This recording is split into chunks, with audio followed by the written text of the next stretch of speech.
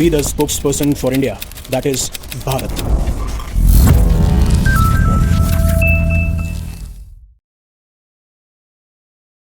Hello future leaders. अब जब से डोनाल्ड ट्रंप की सरकार आई है और उसके बाद में जेफरी एप्स्टीन और एप्स्टीन फाइल्स हमेशा से सुर्खियों में रहे हैं, बट इस बार काफी इंटरेस्टिंग नामों की वजह से, कारणों की वजह से और कुछ अलग खुलासों की वजह से एप्स्टीन फाइल्स न्यूज में है। क्योंकि अभी रिसेंटली यूनाइटेड स्टेट्स का department of justice huge collection of documents release करता है। ना खाली डॉक्यूमेंट्स रिलीज किए गए हैं, इवन काफी सारी फोटोज हैं, वीडियोज हैं जो इवन शॉकिंग भी है और काफी प्रोमिनेंट, बहुत बड़े बड़े लोगों के नाम भी मेंशन है। और हाँ, इंडिया का भी एंगल है, और इंडिया का जो भी एंगल है, इंडिया के जहां जहां भी नाम मेंशन हुए हैं, जो प्राइम मिनिस्टर नरेंद्र मोदी का नाम आ रहा है, इंडिया का क्या रिस्पॉन्स आया, इवन एक सरप्राइजिंग फैक्ट भी है इंडिया को लेकर, जिसको मैं अगले वीडियो में कवर करूंगा। And even I will also talk कि जिन लोगों के भी नाम मेंशन आए हैं उन्होंने क्या प्रतिक्रिया दी है, उनका क्या रिस्पॉन्स है। I will talk about that as well, but in another video, maybe you will get it in night. But बात यहां पे ये है ना कि ये जो एप्स्टीन फाइल्स हैं, अभी जो लगभग 3 मिलियन से ज्यादा पेजेस के डॉक्यूमेंट्स रिलीज किए गए हैं, 1800 से ज्यादा फोटोज हैं, हजारों की तादाद में वीडियोज हैं, वहां पे एक एलिगेशन ये निकल के आ रहा है, मैं यहां पे 2 आर्टिकल डिस्कस करूंगा। एक एलिगेशन ये निकल के आ रहा है कि जेफरी एप्स्टीन जो थे वो केजीबी के एजेंट थे। अगर आपको नहीं पता है केजीबी क्या है, तो कोल्ड वॉर एरा के टाइम पे, जो कि यूएसए और यूएसएसआर के बीच में था, उस टाइम पे सोवियत यूनियन की यह सीक्रेट इंटेलिजेंस एजेंसी थी। और इस टाइम पे, आज के टाइम पे, जो रशिया की सीक्रेट इंटेलिजेंस एजेंसी है वो है एफएसबी। अगर आपको एफएसबी की फुल फॉर्म पता है तो प्लीज आप कमेंट सेक्शन में जरूर बताइएगा। तो इन्हें कहा जाता है कि ये केजीबी के एजेंट थे, और जो बड़े बड़े एलीट्स हैं, बड़े बड़े इन्फ्लुएंशियल लोग हैं, उनको हनी ट्रैप किया जाता था, जिसमें डोनाल्ड ट्रंप और एलन मस्क का भी नाम आया है। और दूसरी तरफ कुछ एफबीआई के डॉक्यूमेंट्स भी रिलीज हुए हैं 2020 के, जहां पे यह कहा जाता है कि Trump is compromised by Israel, और इनकी जो ट्रंप की सरकार है, ट्रंप की जो प्रेसिडेंसी है, उसमें सबसे बड़ा मेन रोल निभा रहे हैं उनके सन इन लॉ जेयर्ड कुशनर। ये सारे खुलासे काफी ज्यादा इंटरेस्टिंग हैं, वन बाय वन हम जानेंगे, क्योंकि मैंने हमेशा कोशिश की है कि आपको बेसिक से लेकर एडवांस तक जो भी इंफॉर्मेशन मैं दे सकता हूं या कोई एनालिसिस है, इंटरप्रिटेशन है, वो मैं आपको प्रोवाइड करूं। अब पहले समझते हैं एप्स्टीन फाइल्स है क्या, क्योंकि काफी लोगों को लगता है कि हाँ, डॉक्यूमेंट्स रिलीज हो रहे हैं, वीडियोस आ रहे हैं, बट उसमें भी बहुत सारी चीजें हैं जो आपको समझनी जरूरी है। अब अगर मोटा मोटा तौर पे अगर मैं बात करूं, तो एप्स्टीन फाइल्स एक बहुत ही बड़ा ह्यूज कलेक्शन है। उसमें पेपर्स भी हैं, काफी सारे डॉक्यूमेंट्स भी हैं, इवन कोर्ट में जो भी चीजें मेंशन की गई वो रिकॉर्ड्स भी हैं, और सब कुछ लिंक करता है जेफरी एप्स्टीन को लेके। अब एक तो 2024 में भी कुछ पेपर्स आए थे, क्योंकि 2015 से एक लीगल बैटल चल रही थी कि इनके डॉक्यूमेंट्स को रिलीज किया जाना चाहिए। तो उस टाइम पे, उस लीगल बैटल के बाद में कुछ डॉक्यूमेंट्स जो हैं, हालांकि पूरी तादाद में नहीं, ऐसा नहीं कि सारे के सारे डॉक्यूमेंट्स को रिलीज कर दिया गया था, लेकिन हाँ, कुछ डॉक्यूमेंट्स को पब्लिक किया गया था। बट सबसे ज्यादा जो कंट्रोवर्सी इसके अराउंड क्रिएट हुई है, वो हुई है लेट 2025 और अर्ली 2026 में। और अभी तो जो मैंने कहा, 3 मिलियन से भी ज्यादा पेजेस को रिलीज किया गया। अब it is next to impossible कि आप 3 मिलियन पेजेस से गो थ्रू करेंगे, फिर ये देखेंगे कि कहां पे क्या मेंशन है, कहां पे कैसे मेंशन है, क्योंकि ऐसे कोई सेग्रीगेटेड तो इन्होंने कर नहीं रखा, और कोई ऐसी कोई मैजिक लिस्ट नहीं है जहां पे लिख रखा है कि देखिए इन सब लोगों के नाम मेंशन थे। आपको डॉक्यूमेंट्स पढ़ने पड़ेंगे, फिर आपको लाइनें देखनी पड़ेंगी, फिर आप देखेंगे यहां से इसका नाम आ रहा है, यहां से इसका नाम आ रहा है, यहां से इसका नाम आ रहा है, कोई भी कनेक्शन है, कहीं पे भी कुछ भी, कोई मीटिंग हुई, कहीं लोग मिले, कुछ डील हुई, किसी भी बारे में अगर जेफरी एप्स्टीन से रिलेटेड कुछ भी चीज हुई है और अगर उससे रिलेशन है, तो आपका नाम वहां देखने को मिलेगा। अब आप बोलेंगे कि इन डॉक्यूमेंट्स को अब रिलीज क्यों किया जा रहा है, क्योंकि एक एक्ट के तहत, वो था एप्स्टीन फाइल्स ट्रांसपेरेंसी एक्ट, जब सरकार के ऊपर यह प्रेशर बनाया जाता है कि जो भी चीजें एप्स्टीन से रिलेटेड हैं उन सबको रिलीज किया जाना चाहिए, हमें यह तो पता चले कि और जो लोग थे इन्फ्लुएंशियल वो कौन थे। क्योंकि मान लीजिए आपने जेफरी एप्स्टीन को तो पकड़ लिया, और फिर उसके बाद में 2019 में जेल के अंदर वो सुसाइड कर लेते हैं, और जितने उनके हाई प्रोफाइल नेटवर्क्स थे, कनेक्शन थे, सबको यही लगा कि ऑब्वियसली बात है ये सुसाइड नहीं है, और इतनी कंट्रोवर्सी खड़ी हो गई थी कि काफी लोग नहीं चाहते थे कि जेफरी एप्स्टीन बाहर आए, अगर उनसे बात होगी, उनको कोर्ट में लाया जाएगा तो पता नहीं कितने लोगों के नाम बाहर आएंगे। इसीलिए सब यही गुहार लगा रहे थे, ठीक है आपने जेफरी एप्स्टीन को पकड़ा, उन्होंने सुसाइड किया, लेकिन ऐसे बहुत सारे लोग और भी तो हो सकते हैं जो इनके कनेक्शन में थे, जिन्होंने कहीं ना कहीं डायरेक्टली इनडायरेक्टली या तो जेफरी एप्स्टीन के साथ थे, या फिर जो जेफरी एप्स्टीन कर रहा था उसका वो फायदा उठा रहे थे। और आपको यह पता होना जरूरी है आज के टाइम पे, यह इंटरप्रिटेशन आपको ड्रॉ करनी पड़ेगी। इसीलिए एप्स्टीन फाइल्स ट्रांसपेरेंसी एक्ट आता है, जो गवर्नमेंट को यह फोर्स करता है कि आपको पब्लिक को सब कुछ दिखाना होगा जो भी जेफरी एप्स्टीन से रिलेटेड है। अब that's why it is massive, इतना जो डॉक्यूमेंट्स निकल के आ रहे हैं। अगर आप इंटरेस्टेड हैं तो आप यूएस डिपार्टमेंट ऑफ जस्टिस में एप्स्टीन लाइब्रेरी में जा सकते हैं, जहां पे आपको कोर्ट में क्या रिकॉर्ड किया गया वो सब कुछ मिल जाएगा, जो डिपार्टमेंट ऑफ जस्टिस ने डिस्क्लोज किया है under this Epstein files transparency act, इसके तहत भी मिल जाएगा। इवन जो फ्रीडम ऑफ इंफॉर्मेशन एक्ट है उसके तहत आप सारी इंफॉर्मेशन पा सकते हैं। और जो डिपार्टमेंट ऑफ जस्टिस ने डॉक्यूमेंट्स रिलीज किए हैं उनको उन्होंने ओवरसाइट कमिटी को भी प्रोवाइड किया है, तो ओवरसाइट कमेटी की साइट पे भी जाके आप देख सकते हैं, यहां से भी आप आइडेंटिफाई कर सकते हैं, और जो भी आपको डॉक्यूमेंट्स पढ़ने हैं, जिसमें भी आप इंटरेस्टेड हैं, आप गो थ्रू कर सकते हैं। लेकिन एप्स्टीन फाइल्स है क्या? मोटा मोटा सर मैंने बता दिया आपको, huge collection of documents, pages, videos and what. एक है फ्लाइट लॉग्स, मतलब कि जो उनका प्राइवेट जेट था, उन प्राइवेट जेट में जेफरी एप्स्टीन के साथ में कौन कौन उड़ा, किन किन्होंने ने ट्रेवल किया, जिसको हम काफी बार लॉलिता एक्सप्रेस भी कहते हैं। और आप आर्टिकल जब पढ़ते हैं तो आप बोलते हैं लॉलिता एक्सप्रेस कहां से आ गई, क्योंकि इन प्राइवेट जेट्स को ऑफन यही कहा जाता था। और इवन अगर आप इसको इसके बारे में भी जानना चाहते हैं कि फ्लाइट लॉग्स जो हैं जहां पे कौन कौन इनके साथ में उड़ा, तो आप US custom and border protection की वेबसाइट पे जा सकते हैं, जहां पे जेफरी एप्स्टीन के रिकॉर्ड्स आपको मिल जाएंगे। रिकॉर्ड 1, रिकॉर्ड 2, रिकॉर्ड 3, ये सारी पीडीएफ्स हैं। इन पीडीएफ में आप अगर डॉक्यूमेंट को पढ़ना चाहें, इंटरेस्टेड हैं, आप पढ़ सकते हैं, and then you will get to know कि उनके साथ में फ्लाइट यानी लॉलिता एक्सप्रेस में कौन उड़ा। अब दूसरी है द ब्लैक बुक, जहां पे वो पर्सनली काफी सारे लोगों के नाम दर्ज रखते थे, उनका क्या कॉन्टैक्ट नंबर है, उनका क्या एड्रेस है, स्पेशली एड्रेस तो नहीं, फोन नंबर्स क्या है, और हजारों की तादाद में उनके नाम पाए जाते हैं ब्लैक बुक। तीसरा है कोर्ट के पेपर्स, जब जो विक्टिम्स थे उनसे जब स्टेटमेंट लिए गए कि आपके साथ में क्या हुआ, आप जब जेफरी एप्स्टीन के साथ में थे तो आपने क्या देखा, कौन कौन लोग इन्वॉल्व थे। चौथा आता है पुलिस एविडेंस, जो भी फोटोज, ईमेल, सीक्रेट डॉक्यूमेंट्स इन्हें मिले, ये सब मिला के बनती है एप्स्टीन फाइल्स, और ये क्लैरिटी आपको होना बहुत जरूरी है। लेकिन सर आप जो बात कर रहे हैं जेफरी एप्स्टीन की कि एप्स्टीन फाइल्स उसके ऊपर है, उससे रिलेटेड लोगों के ऊपर है जो उसने काम की, लेकिन उसने किया क्या? बेसिकली मैं आपको बता देता हूं, क्योंकि पहले मैं एक दो बार वीडियो बना चुका हूं, अब मैं आपको ब्रीफली बता देता हूं। जेफरी एप्स्टीन जो थे वो एक मल्टी मिलीनियर थे और फाइनेंस की जो फील्ड है उसमें काम किया करते थे। बट होता यह है कि इनको दोषी पाया जाता है बीइंग अ सेक्स ऑफेंडर, जो कि एक बहुत बड़ा नेटवर्क चला रहे थे जिसमें जो अंडर एज गर्ल्स हैं उनको अब्यूज किया जा रहा था, उनको एक्सप्लॉइट किया जा रहा था। और कहा यह जाता है कि उन्होंने इसी पैसे और इसी पावर से इन जो भी ये क्राइम्स किए जहां पे अंडर एज गर्ल्स का एक्सप्लॉइटेशन किया, उसको छुपाने में यह हेल्प किया। जो इन्होंने इन्फ्लुएंशियल लोगों से हाथ मिलाए, उनके साथ उठना बैठना, अंडर एज गर्ल्स भेजना जिससे कि वो भी एक्सप्लॉइट कर सके, ये सारी चीजें इनके द्वारा की गई। और कहा यह जाता है कि इनके इतने पावरफुल कनेक्शन थे, इनके पास में इतना पैसा था कि ये अगर ऐसे क्राइम्स में इन्वॉल्व भी होते थे तो भी बाहर निकल के आ जाते थे। चाहे से आप रॉयल फैमिली से कनेक्शन देखिए, प्रेसिडेंट देखिए, प्राइम मिनिस्टर देखिए, बिलियनियर देखिए, हर कोई ना कोई जेफरी एप्स्टीन से लिंक था। लेकिन 2019 में ये जेल में जब इनका ट्रायल चलने वाला था, क्योंकि सबको यह डर लग रहा था ट्रायल चलेगा, ये अपना मुंह खोलेंगे, बहुत सारे लोगों के नाम आएंगे, और जेफरी एप्स्टीन से ज्यादा खतरनाक तो कोई नहीं हो सकता था, क्योंकि जब नाम आते हैं you can deny it, you can reject it.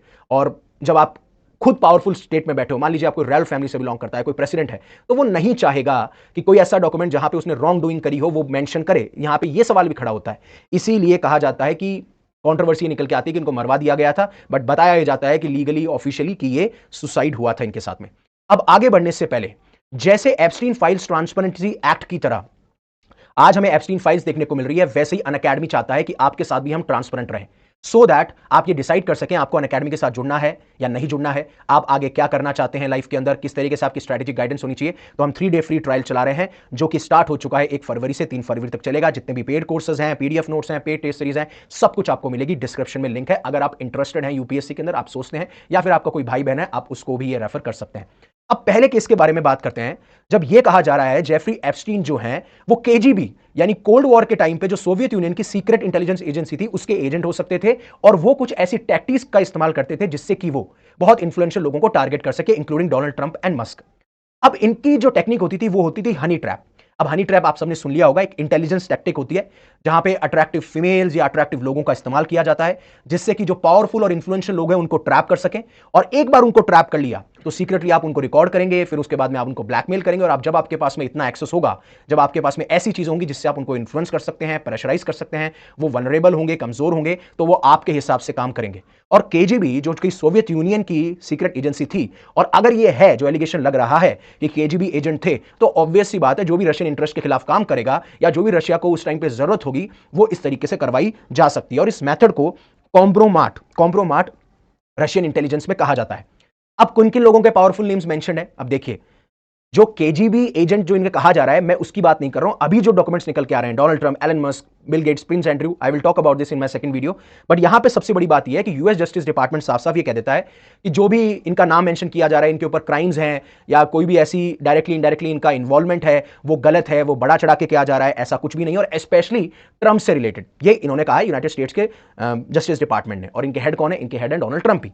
अब बात यहां पर यह है कि जब आप इन रिकॉर्ड्स को देखेंगे कि सर केजीबी एजेंट आप कैसे कह रहे हो, मतलब ये जो रिकॉर्ड्स आए हैं, ये जो डॉक्यूमेंट्स आए हैं, उनमें आप कैसे पता लगा रहे हो, क्योंकि 1056 बार तो रशियन प्रेसिडेंट व्लादिमीर पुतिन का इसके अंदर नाम है, 9629 बार मॉस्को का नाम है।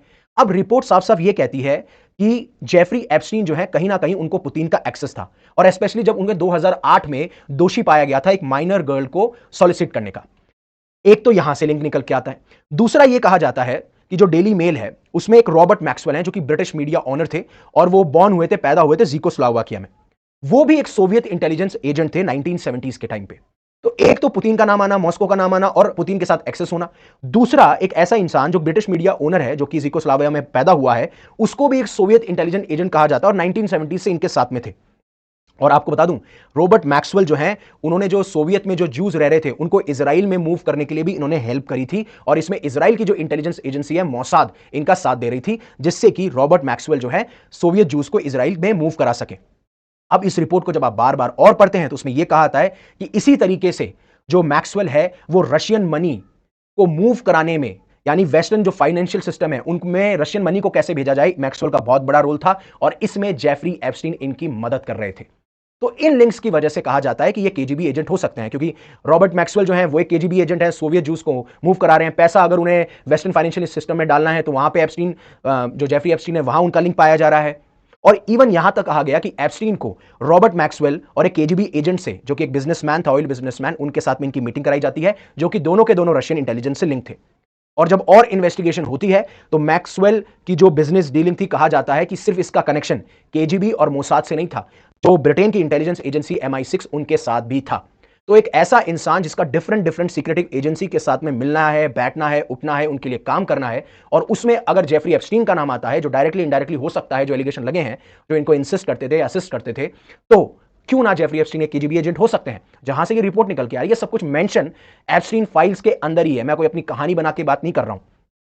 और यूएस सिक्योरिटी ऑफिशियल को भी यह लगता है कि जो जेफरी एप्स्टीन है उनके बहुत ज्यादा लॉन्ग टर्म, लंबे टाइम तक कनेक्शन थे जो रशिया में ऑर्गेनाइज क्राइम हो रहा था। और जब ये कनेक्शन पाए जाते हैं तो यह पता लगता है कि इसी तरीके से जेफरी एप्स्टीन को प्रेशराइज किया जा रहा था, उनको कंट्रोल करने की कोशिश की जा रही थी, जिससे कि एप्स्टीन रशिया के लिए काम कर सके। और तब एक और खुलासा यह होता है कि इसीलिए आप देखिए यंग रशियन गर्ल्स कितनी आसानी से एप्स्टीन बुला पाते थे जहां पे भी उन्हें बुलाना होता था। क्योंकि अगर मान लीजिए आप रॉबर्ट मैक्सवेल के लिए साथ काम कर रहे हैं, जब पैसा मूविंग कर रहे हैं, आप ऑर्गेनाइज क्राइम में इन्वॉल्व हैं, तो आपके लिए ज्यादा आसान हो जाएगा ना कि अगर आप रशियन गर्ल्स बुलाना चाहते हैं अपने फायदे के लिए इन अमेरिका और in what not other places जहां पे भी इन लोगों की मुलाकात होती थी। और एक बुक है अमेरिकन कॉम्प्रोमाट, अभी आपने कॉम्प्रोमाट देखा होगा, हनी ट्रैप जो प्रोसेस है उसको कॉम्प्रोमाट रशियन इंटेलिजेंस एजेंसी कहती है। इस बुक को आप अगर पढ़ेंगे तो ये जो बुक है, पहली बात तो क्रेग उंगर ने लिखी है। इसमें डोनाल्ड ट्रंप को भी केजीबी बताया गया था कि कैसे डोनाल्ड ट्रंप को एक केजीबी एजेंट बनाया गया। इसके ऊपर भी मैंने बहुत पहले एक वीडियो बनाया था कि क्या डोनाल्ड ट्रंप भी एक केजीबी एजेंट है, क्योंकि इसके बारे में भी बार बार सवाल उठते हैं। इसी किताब में कहा गया कि कैसे डोनाल्ड ट्रंप को हमने कल्टीवेट किया। इवन यह कहा गया कि काफी सारे जो लोग हैं वो एप्स्टीन के ऊपर रिलाय करते थे कि कैसे वो रशियन गर्ल्स को, जो अंडर एज गर्ल्स हैं, उनको यहां ला सके, और कितनी आसानी से वो ला पाते थे। और फिर उसके बाद में आपको ही पता है कि रशियन इंटेलिजेंस एजेंसी, जो कि पहले केजीबी थी, अब वो एफएसबी बन चुकी है, और इस मटेरियल का इस्तेमाल किया जाता था जिससे कि एप्स्टीन को फोर्सफुली या फिर आप प्रेशराइज करके एप्स्टीन जो है एक रशियन एजेंट की तरह काम कर सके। अब दूसरा लिंक भी बहुत इंपॉर्टेंट है। अब इसी एप्स्टीन फाइल्स के अंदर एक डॉक्यूमेंट निकलता है, एफबीआई डीक्लासिफाइड डॉक्यूमेंट है 2020 का। अब मेरी बात ध्यान से सुनिएगा आप। एफबीआई उस टाइम पे ये इन्वेस्टिगेट कर रहा था कि जो यूएस की पॉलिटिक्स है या यूएस के जो इलेक्शन है उसमें इलीगली कोई डोमेस्टिक और एक्सटर्नल इन्फ्लुएंस तो नहीं है। और उस टाइम पे ये काफी सारी इन्वेस्टिगेशन कर रहे थे, जहां पे एक क्रेडेंशियल तो नहीं कहूंगा, उसके ऊपर आप इतना नहीं कह सकते कि उसकी क्रेडिबिलिटी बहुत हाई थी, लेकिन वो कॉन्फिडेंशियल ह्यूमन सोर्स था। यानी उसके बारे में आप बता नहीं सकते, उस ह्यूमन के बारे में आप नहीं बोल सकते, वो एक सीक्रेट इंसान है। वो आता है और वो एफबीआई को ये बताता है कि आप जो ये सोच रहे हैं ना कि ट्रंप अपने हिसाब से काम कर रहे हैं, नहीं नहीं, Trump is compromised by Israel. और उसमें सबसे बड़ा इंसान जो रोल प्ले कर रहा है वो है ट्रंप के son in law, that is Jared Kushner. और ये कहानी बिल्कुल इंटरेस्टिंग है। लेकिन हालांकि एफबीआई ने कहा कि हम एक इंसान के ऊपर भरोसा नहीं रख सकते, और उस इंसान ने जब हमें बताया तो सिर्फ चीजें बताई, कोई एविडेंस हमें नहीं दिए। और अभी जब हमें एविडेंस नहीं दिए, हमें सिर्फ इतना बताया, और जब हमने छानबीन करी तो हमें कुछ मिला नहीं। इस तरीके से एफबीआई ने कहा है कि यह साफ साफ सिर्फ एक एलिगेशन है और एक इंसान पे हम इतना डिपेंड नहीं कर सकते। लेकिन बात यह है कि जो ये एफबीआई मेमो है या जो डॉक्यूमेंट है जो अब रिलीज कर दिया गया है, अब ये क्लासिफाइड नहीं है, अनक्लासिफाइड है, एप्स्टीन फाइल्स का पार्ट है, जहां पे सीरियस एलिगेशन लग रहे हैं डोनाल्ड ट्रंप के ऊपर, इजराइल, रशिया, एक ज्यूइश रिलीजियस ग्रुप है चबाट लुबाविच और जेफरी एप्स्टीन, इन सब के ऊपर। अब बात समझ लीजिए कि कैसे ये कनेक्शन बैठता है। कनेक्शन बैठवाना इंपॉर्टेंट है, और जब आप इन डॉक्यूमेंट्स को पढ़ते हैं तो आपको रियली में ऐसा लगता है कि definitely there could be a connection. अब जब कहा गया कि Trump is compromised by Israel, तो उस टाइम पे ये कहा जाता है कि जो कॉम्प्रोमाइज की बात की जा रही है, कॉम्प्रोमाइज का मतलब है कि आप वनरेबल हैं, आपको इन्फ्लुएंस किया जा सकता है, आप इजराइल की बात मानेंगे। और जेड कुशनर जो है वो रियल डिसीजन मेकर थे ट्रंप की प्रेसिडेंसी के दौरान, जो फर्स्ट प्रेसिडेंसी थी। और 2016 में जब इलेक्शन भी हुए थे, तब उस टाइम पे भी जेड कुशनर और इवानका ट्रंप, जो चबाड लुबाविच है, उनके जो इंपॉर्टेंट लीडर थे, उनकी ग्रेव पे भी जाते हैं। अब आप कनेक्शन समझिएगा, क्योंकि कनेक्शन इंपॉर्टेंट है कि आप ये बोल पा रहे हैं तो कैसे बोल पा रहे हैं। अब ध्यान से समझिएगा, चबाड लुबाविच क्या है? ये बहुत ही पुरानी 18वीं सेंचुरी में रशिया के अंदर एक ऑर्थोडॉक्स, एक कंजर्वेटिव जीविश अथॉरिटी है, या फिर एक रिलीजियस ऑर्गेनाइजेशन, आप ये मान लीजिए जीविश रिलीजियस ऑर्गेनाइजेशन है। अब चबाड लुबाविच से लिंक पाया जाता है जेड कुशनर का, इसीलिए जेड कुशनर और इवानका ट्रंप जब 2016 में ट्रंप जीते थे पहली बार, या जब उनकी इलेक्शन विक्ट्री हुई थी, तब उसके बाद में ये जाते हैं इनके मेन लीडर की ग्रेव पे विजिट करने। और ये जो चबाड लुबाविच है, ये कोशिश करते थे कि हम ट्रंप को इन्फ्लुएंस करते रहें, और ये Chabad Lubavitch Russian state interest के इशारों में, या फिर आप कह सकते हो एज अ टूल काम कर रही थी। और वहां पे सबसे बड़ा रोल निभा रहा था इजराइल, क्योंकि जब आप जेफरी एप्स्टीन की बात करेंगे तो जेफरी एप्स्टीन उस टाइम पे इनके टाइज जो इजरायली पीएम थे बराक, उनके साथ भी पाए जाते हैं। और इवन बराक जो है, न्यूयॉर्क में जो जेफरी एप्स्टीन का घर है, उसमें भी 2013 या 2016 के बीच में काफी विजिट उन्होंने की थी उस टाइम पे। हालांकि वो कह देते हैं कि हाँ मैंने विजिट की थी, लेकिन मैंने कोई गलत काम ऐसा नहीं किया। अब किसको पता या किसको नहीं पता, उस पर तो मैं जा नहीं सकता, क्योंकि उसके पास में कोई डॉक्यूमेंट नहीं है। और इसी कारण एप्स्टीन को हमेशा से स्पेशल ट्रीटमेंट मिलते रहे लीगल केसेस में, क्योंकि वो इंटेलिजेंस एजेंसी से बिलोंग करते थे। और यहीं से आप कनेक्शन देखेंगे कि रशिया जो है, या जो रशिया का स्टेट है, वो चबाड लुबोविच, जो कि ज्यूइश के इंटरेस्ट में बात कर रही है, वो उनको एक टूल की तरह इस्तेमाल करती थी, जिससे कि वो ट्रंप को इन्फ्लुएंस कर सके। और ट्रंप के जो सन इन लॉ है वो जेड कुशनर है, जिनका चबाड लुबाविच से लिंक है। और जेफरी एप्स्टीन जो है उस टाइम पे इजराइल के पीएम के साथ में काम कर रहे थे, इसीलिए उनके ऊपर कभी भी जो एलिगेशन लगे, लीगल केसेस आए, वो इंटेलिजेंस से बिलोंग करते थे, इसलिए वो छूट गए। और एक ट्रंप की रियल एस्टेट की डील के बारे में बात की जाती है, जो पॉसिबल मनी लॉन्ड्रिंग के बारे में कही जा सकती है। उस टाइम पे बेवर्ली हिल्स में एक प्रॉपर्टी थी जिसके दाम बहुत ज्यादा थे। हालांकि उन्होंने खरीदा भी उसको, दाम जो उसकी एक्चुअल कॉस्ट थी उससे कम में, एंड बेचा उससे भी कम जितने में खरीदा था। तो लोगों को यह शक हुआ, एक तो जो मार्केट वैल्यू उससे इतना कम में खरीदा, और जब इतने कम में खरीदा तो उससे भी कम में बेचा, तो आपको लॉस हुआ। तो कहा जाता है कि यह सब कुछ मनी लॉन्ड्रिंग की वजह से हो रहा था, कि जो मनी का सोर्स है, जो इलीगल सोर्स है, उसको हम हाइड करना चाहते थे इस प्रॉपर्टी को परचेज और फिर उसके बाद में सेल करके, जिससे कि हम इस पैसे को लीगल बना सके। और ये सारे लिंक हमें देखने को मिलते हैं, जहां पे कहा जाता है कि Trump is already compromised by Israel. तो अगर आप देखेंगे इन सारे आर्टिकल्स में, तो आपको एक ही चीज देखने को मिलेगी, कभी रशिया एक कैसे एक एजेंट बनाता है, कैसे रशियन स्टेट इंटरेस्ट आपको देखने को मिलते हैं ऑर्गेनाइजेशन के थ्रू, ऑर्गेनाइजेशन फिर कनेक्ट करता है ट्रंप से रिलेटेड फिर जेफरी एप्स्टीन। तो ऐसा फील होता है कि everything is connected. But again these are allegations, जो साफ साफ यूनाइटेड स्टेट्स के जो जस्टिस डिपार्टमेंट है वो भी साफ साफ इसको वेरीफाई नहीं कर रहे हैं, डिसमिस कर दे रहे हैं, और अभी सिर्फ ये एलिगेशन ही है, प्रूव ही नहीं कर सकते। तो ये सारी चीजें थी, होपफुली आपको ये पूरी पिक्चर समझ में आ चुकी होगी। Thank you very much for giving me your precious asset, that is your time. Stay safe, stay happy, take care. Jai Hind, जय भारत।